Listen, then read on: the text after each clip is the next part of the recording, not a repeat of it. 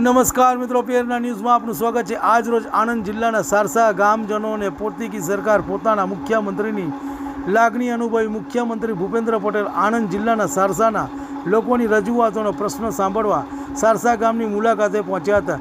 ગ્રામજનો દ્વારા રજૂ કરવામાં આવેલા પ્રશ્નો પ્રત્યેક હકારાત્મક વલણ રાખી હૈયાધારણ આપી વિવિધ યોજનાકીય લાભોમાં 10 જેટલા ચેકોનો લાભાર્થીઓ મુખ્યમંત્રીના હસ્તે વિતરણ કરવામાં આવ્યું। ખેડૂતોને મળતી ટ્રેક્ટર સહાય યોજના, સખી મંડળોને આર્થિક પ્રવૃત્તિ માટે જગ્યા ફાળવવા, ગ્રામ પંચાયતોને આપવામાં આવતી સ્વચ્છતા ગ્રાન્ટમાં વધારો કરવા વગેરે પ્રશ્નો રજૂ કર્યા હતા। રિપોર્ટ રવિ સાધુ।